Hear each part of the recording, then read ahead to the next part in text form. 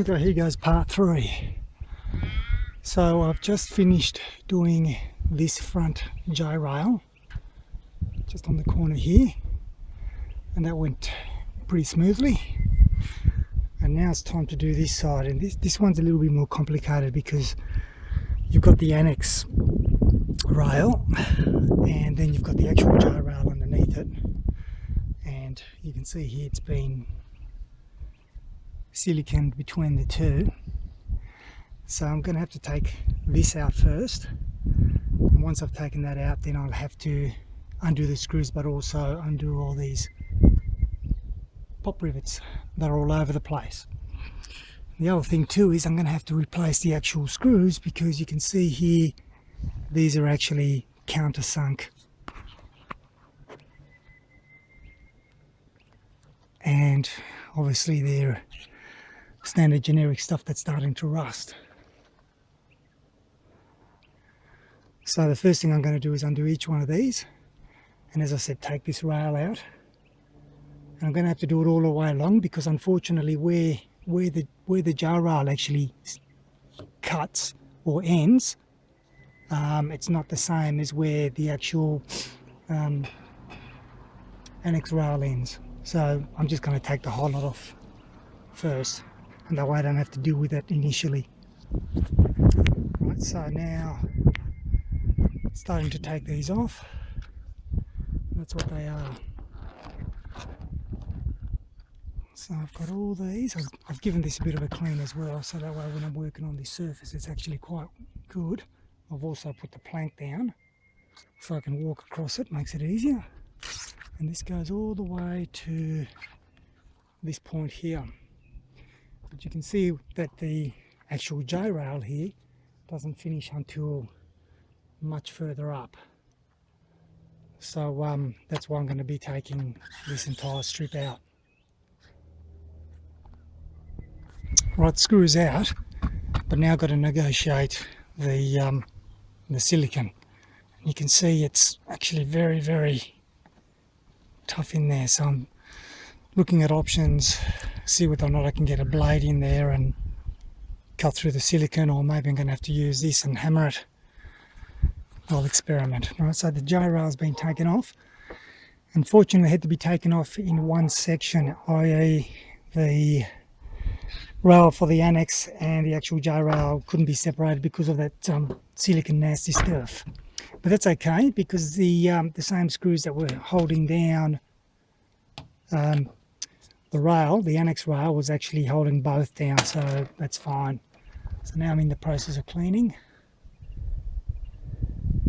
So we're going to have to put the entire rail in one unit. There it is on the floor there. Okay, so all the J rails are fairly clean.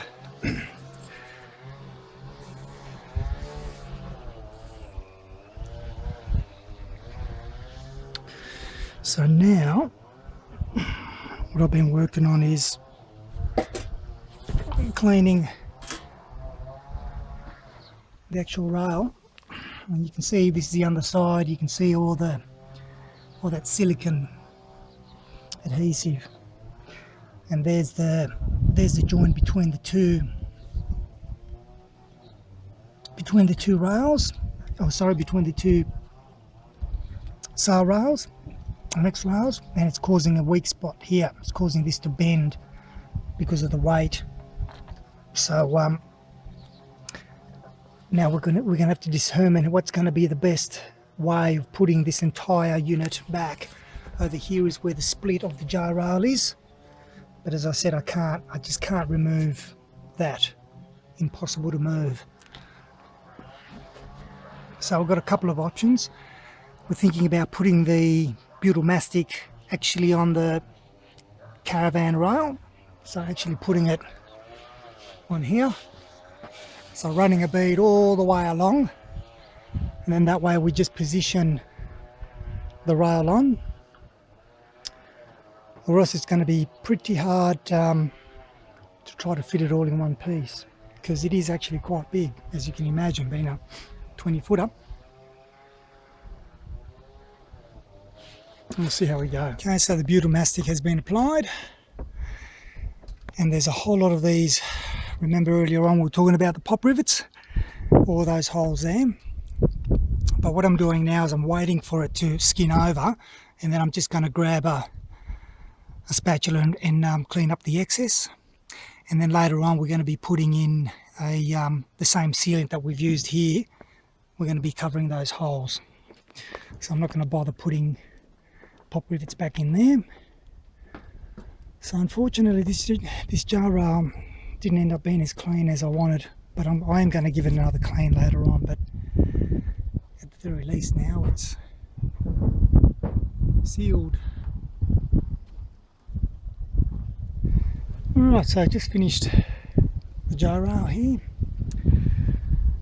Not as clean as I wanted to, but as I said earlier on, I had some limitations with that being affixed to that, and I couldn't separate the two.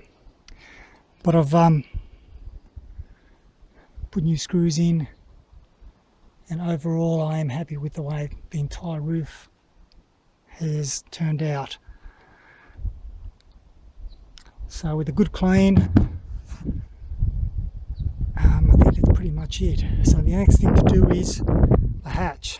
Actually pull the hatch back out again, disassemble it and redo the internals again, but that's another video. So anyway, I hope you got something out of this series. What I'm doing here is the way I do things. I'm not saying that this is the right thing or perhaps the right application for you if you wanted to do something similar. So certainly look at your options in terms of sealants and you know, whether you want to go butyl mastic, whether you want to go a thicker product or something like that.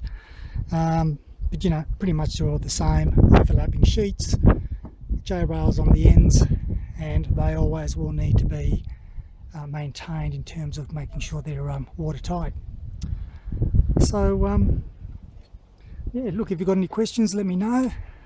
But all in all, I'm glad that that's done. So it's been about 18 hours worth of work to do the entire lot.